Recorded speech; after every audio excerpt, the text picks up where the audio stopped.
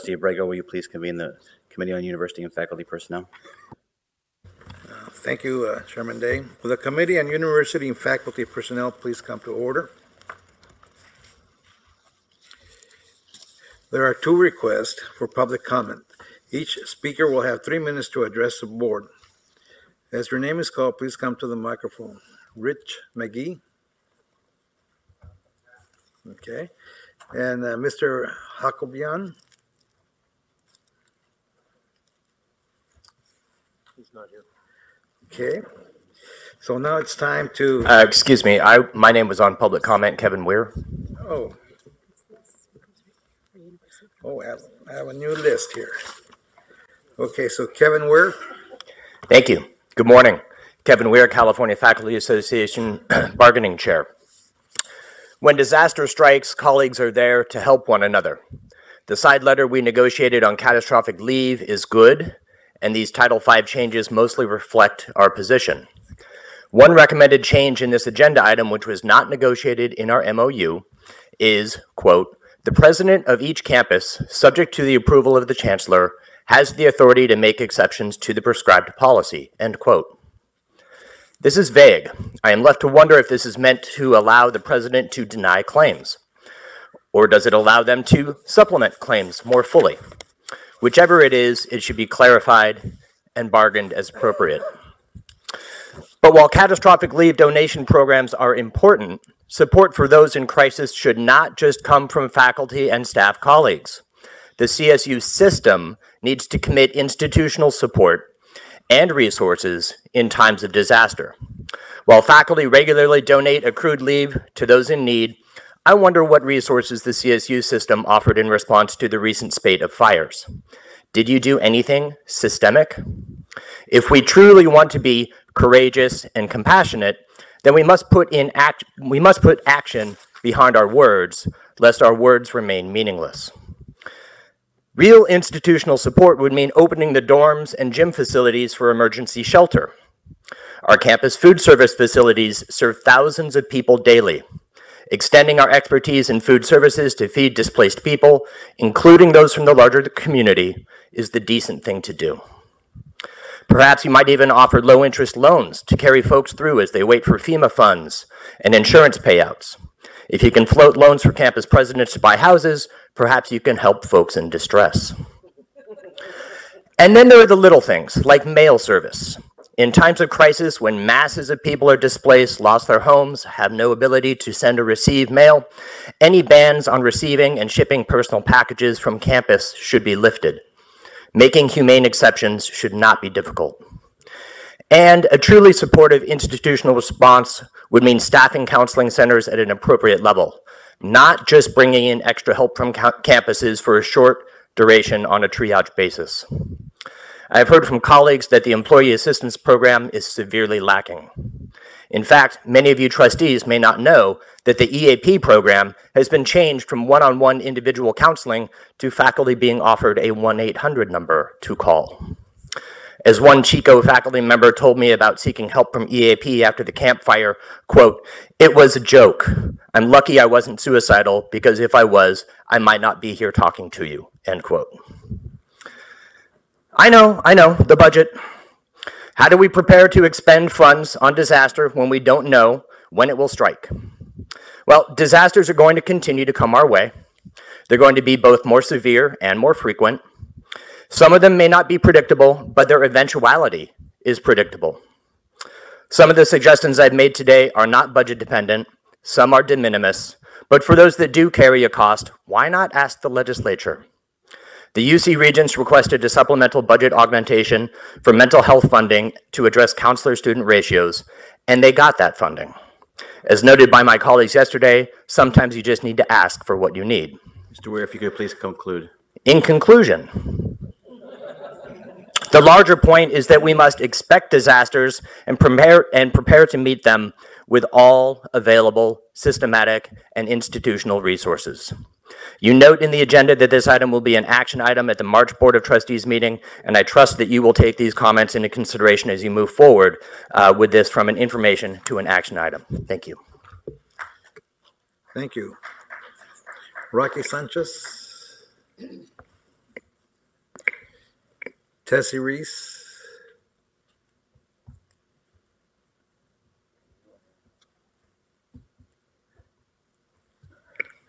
Good morning, Chancellor White, trustees, campus presidents, brothers and sisters.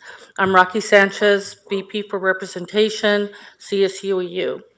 Following the devastating fires in Northern and Southern California last November, our union reached out to CSUEU represented employees to assess who were identified as essential personnel and required to work during campus closures. As you may recall, multiple counties from Ventura to Sacramento reported air quality index values ranging from very unhealthy, that's serious health effects, to hazardous emergency conditions for at least a week during the fire's peak. A total of 9 CSU campuses shut down in the midst of the fires due to unhealthy air.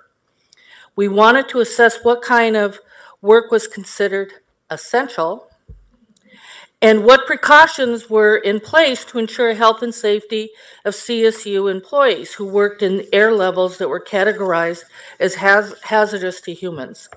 We received nearly 500 responses from 7 campuses. I would like to share with you some of the key findings from our survey.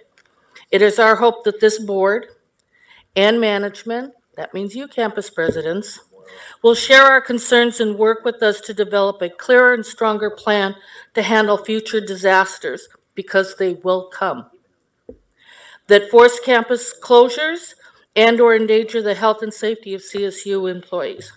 In the survey, we asked of those who worked, how many were provided protective face masks. 50 out of 88, which is 57%, said they were not given a face mask to wear. In other words, they were asked to breathe in hazardous air. A safety concern. Among symptoms reported by workers were swollen eyes, constant headaches, coughing, migraines, allergies, and other items. We also asked people to rate the quality of safety instructions they received, 1 to 5, with 1 being poor and 5 being excellent. More than half, 53%, gave a 4 or 5 score. That was good to see. However, an alarming 45% of respondents rating the instructions as poor. Those were the ones that were giving protective gear. Those that received nothing, their health was endangered. We're asking you to meet with us to discuss what is going to happen for the next disaster. Because the next disaster, whether it be declared a state of emergency, whether it's a fire, whether it's floods, it is going to happen. And we need to take care of our people. Not just CSUEU employees, but our people. They're your employees. Regardless of whether they're management, rank and file, they're your employees, and we have to take care of them. Thank you. Thank you. Tessie? Hi, Tessie Reese, Unit 2 Chair. Just to continue the conversation of everyone who has spoken so far. So, as you've heard, not only do you have the victims of the fires, you now have the folks that were after the fires. So, basically what I would say is you really all need to take a look, meet with us as well, communicate with all of labor as well as campuses to find out what do we do when the next disaster happens. Even when you have something like you lose water on a campus. We're not prepared, at least from what I have seen in my 21 years being on campuses. I was involved in 2 fires in San Diego, and we showed up to work, but we didn't know what we were supposed to do. So, number 1 is who's essential. How do you determine who's essential during a disaster? And what is the plan? Because it's all over the place. So when the next disaster happens, whether it's a fire, a flood, or some other disaster happens, we need to have a good plan in action. We need to know what we're going to do, and we need to have the folks prepared to do those. Thank you. Thank you. Neil?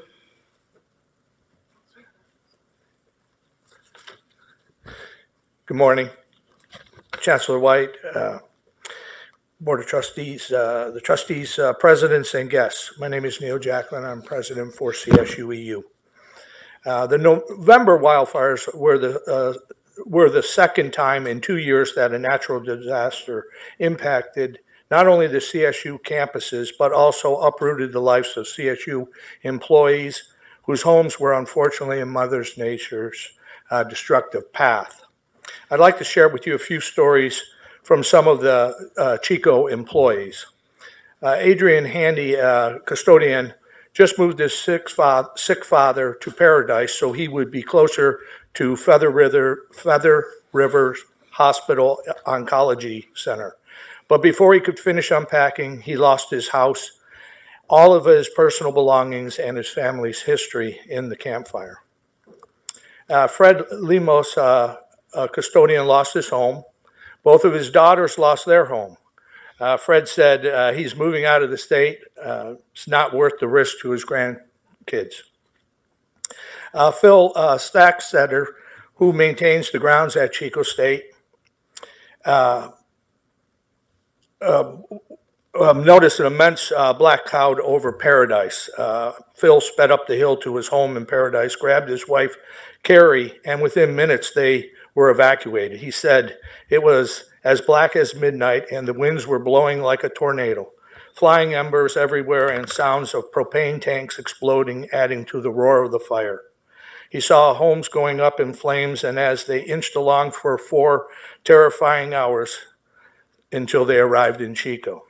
A few days later, he found out he lost his home of 24 years and everything was completely destroyed. Let me say that overall, we have appreciated the manner in which the CSU has handled this most recent crisis. I especially commend CSU President Gail Hutchison for her empathetic leadership and treatment of staff during the post and devastating campus fire, that destroyed the town of Paradise. We applaud the Office of the Chancellor for quickly negotiating with all relevant parties for the new emergency leave and pay provisions for impacted employees. But also, I was looking at the agenda for this committee, and on item 2, there are some recommendations and revisions. For employees qualifying for catastrophic leave for a natural disaster or emergency may retain a balance of 40 hours left to in each accrual of vacation credits and accrual sick leave credits. I appreciate the revisions and acknowledge Chancellor White's leadership and involvement with crafting the language. Thank you. But being this is an informational item, the changes can be made. I would ask that the 40 hours be increased to 80 hours in each accrual vacation credits and accrual sick leave credits. The increase would provide for those employees needing more time to adjust to their circumstances and to allow them to a decent vacation. Lastly, in anticipating the future catastrophes, the CSU would like to adopt a catastrophic leave plan with the CSU where employees may donate their earned vacation credit and sick leave credits to for any employee at any campus for all those in needs. Thanks. Thank you. Jessica? Good morning. My name is Jessica Westbay. I am a staff member at CSU Chico in Procurement and Contract Services, and I also serve as the chapter president at CSU Chico for CSUEU. Yesterday, during the State of the CSU address, Chancellor White spoke of the fires that impacted the CSU. Our fire, named the Camp Fire, has had an unprecedented effect on CSU Chico and the community in which we live. While I was encouraged by the progress and positivity shared by Chancellor White, including no tuition increases for the upcoming school year, I could not help but be concerned that the fires were spoken of in a past tense, as if they were no longer affecting CSU Chico. I sincerely wish this were the case. The aftermath of the Camp Fire still affects the campus and community on a daily basis. To put things in perspective, 12 miles away from where the town of Paradise was 90% destroyed, lies the city of Chico, which was already in a housing crisis and now has an estimated 20 to 30,000 more people trying to live within its limited space. While hundreds of staff, faculty, and students who have lost their homes work to heal from this tragedy, we must not forget the wide-reaching effects are still ever-present and ongoing. Housing rental pricing is skyrocketing. Homes are selling for tens of thousands of dollars over asking price. Families who are hosting evacuees face rising costs and added hardships. Renters are being evicted by landlords looking to profit and in turn have nowhere to go. And surrounding all of this, the emotional trauma with the need for time to seek counseling, handle insurance, and rebuild, which is expected to take a minimum of 2 to 3 years. I fear these impacts will affect staff and faculty now and long into the future, as people choose or are forced to move out of the area to find adequate housing and quality of life. Chancellor White talked yesterday about dreams as well. Remember, our staff have dreams too, but now their work, life, and family balance has been thrown into disarray, and those dreams went up in smoke. So while I appreciate the proposed revisions to Title V, there are opportunities to do more in regard to disasters with long-term hardships. Without progressive thoughts towards leave, allowing other campuses to donate to our catastrophic leave program, and extending timelines for catastrophic leave to account for the trauma our campus has faced, I fear that the CSU will lose valuable employees, which will have a negative effect on morale and the CSU's ability to best serve its students. Despite all of this, the CSU is a family that continues to inspire me. CSU staff have opened their hearts and homes in the wake of the campfire, fully embodying Chancellor White's idea of the compassionate state university. But the lasting impact of the campfire will affect the CSU not for months, but for years to come. Chancellor White did speak yesterday about how there's always room to do more, and I implore the CSU to do more as well. Keep in mind the dreams of the CSU staff as you keep in mind the dreams of our students. And keep in mind the power you have to lift those dreams from the ashes of this tragedy. Thank you. Thank you. Thank you all for your comments. It's now time for the committee to consider today's consent agenda. Does any committee member wish to remove any item from the consent agenda for further discussion? Hearing no request, are there any objections to the approval of the consent agenda? Hearing none, the consent agenda is approved.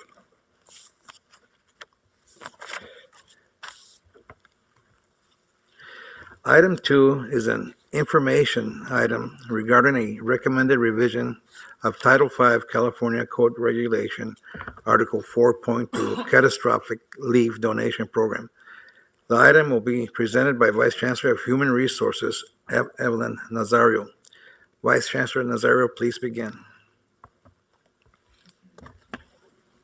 Thank you, Chair Brago. Today we are proposing 3 revisions to Article 4.2 of Title V, which addresses the Catastrophic Leave Donation Program. The 3 proposed revisions are mainly in response to the devastating wildfires we have experienced for the past 2 years. The proposed revisions will not only align us with other state agencies, but the changes will also provide more flexibility to our president in managing their workforce needs and will provide CSU employees who have experienced a major catastrophe with support during unprecedented difficult times. First, we are proposing to expand the current catastrophic leave donation program to include natural disaster state of emergency, as the current policy only addresses catastrophic illness or injury. This benefit would be available to an employee who faces financial hardship because the employee has exhausted all their personal holiday credit and compensating time off and has a balance of 40 hours or less in each accrued vacation credits and accrued sick leave credits, and is unable to work due to the effect of a natural disaster, state of emergency on the employee's principal residence. Second, we are proposing to revise Article 4.2 to include that the president of each campus, subject to the approval of the chancellor, has the authority to make an exception to the prescribed policy. Third, we are proposing to remove the maximum limit that an employee can donate as long as the employee maintains a balance of 40 hours of vacation leave credits and 40 hours of sick leave credits per calendar year for the purpose of catastrophic leave for a natural disaster state of emergency. This proposed revision to Title V will be noticed for public hearing as required by law and will be presented for action at the March 2019 Board of Trustees meeting. I also want to mention that we are currently exploring the viability for employees to be able to donate leave credits across campuses for catastrophic leave for future action.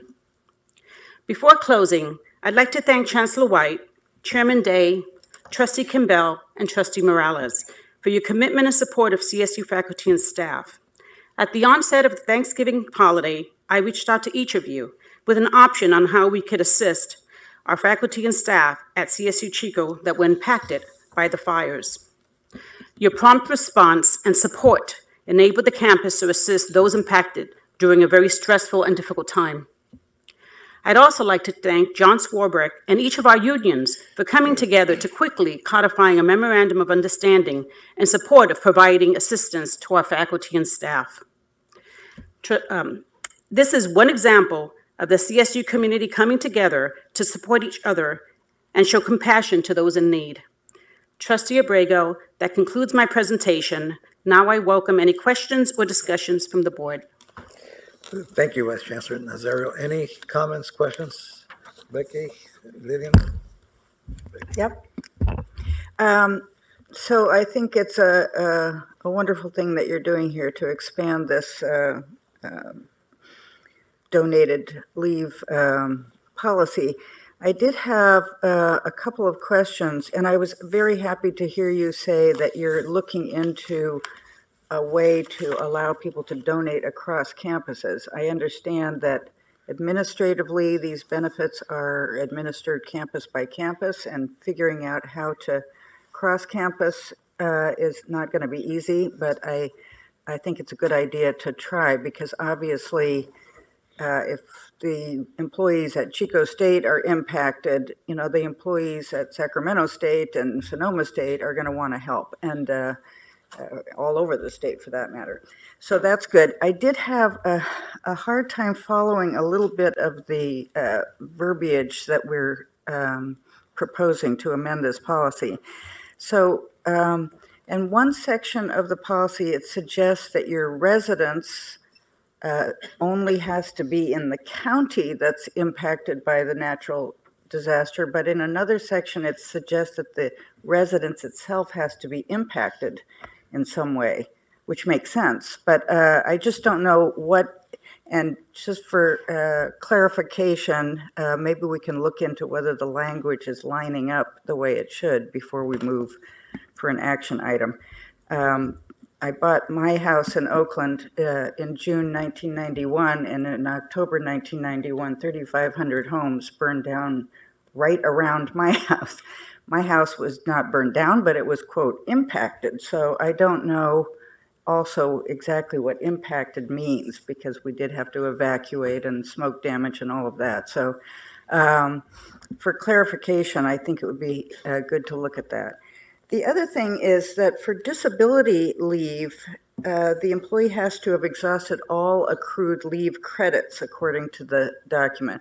But for this natural disaster leave, they have to have exhausted personal holiday credits and compensating time off. I don't know if those are the same thing or different things, and if there needs to be any clarification there. And then in section 42933C, I think you can tell I miss being a lawyer. It talks about how something needs to happen at the beginning of the disability. So it doesn't reference the beginning of the disaster issue. it just references disability, and maybe that's the way it should be, but I just noticed that that didn't seem to recognize that we're expanding this policy. So if you could look at a couple of those things before we take an action on it at our next meeting, that would be helpful. Thank you so much. We'll do exactly that. We'll make sure we go through it with a fine-tooth comb and come back. Trustee Kimball? I wanted to thank the speakers to remind us that this disaster, this horrible disaster, is continuing to affect hundreds and if not thousands of lives, and that we need to remember that it's ongoing. I think there's a human tendency, you know, the news cycle goes on to something else and we forget about it. I can empathize a bit. Back in '94, my house was very damaged in the earthquake. And I remember, you know, in those few minutes, everything changed. We had to leave our house. It was not safe to stay. And the whole family was so impacted. Fortunately, we did have a place, relatives to stay with. But as time went on, you know, people lost interest in the earthquake. It was over. But we were continuing to deal with the financial aspect of it and the disruption to our lives. We had to move. So I just want to tell you that I understand that this is something that will continue to impact not just with lives lost, but disruptions to your lives, your families, children's schools, and that I hope that we will continue to focus on these issues of disaster relief and some of the health issues that you raised to make sure that we are providing our faculty employees with whatever they need, be it masks. So I hope that we will come back at some point and look at what we're doing, because it's clear that with climate change, these fires, floods, what have you, will continue. So we need to keep that always in mind. Thank you. Thank you. Chair Day? Thank you. While I appreciate Vice Chancellor Nazario's kind comments, I wanted to take the opportunity to thank her and the Chancellor. I received the call within a day or two, as I recall, of this disaster occurring, and your insight and immediate identification of an area in our rules and regulations that are frankly out of sync with reality, or our new reality, is going to help and has helped hundreds of people. And I just want to compliment you. This is a prime example of the Chancellor's new motto of the Compassionate State University. This makes all the sense in the world, and I appreciate you further tweaking this to respond to the comments of the public as well. Thank you. Any additional feedback, comments, questions? Chairman Day, this concludes the business of the Committee on University and Faculty Personnel.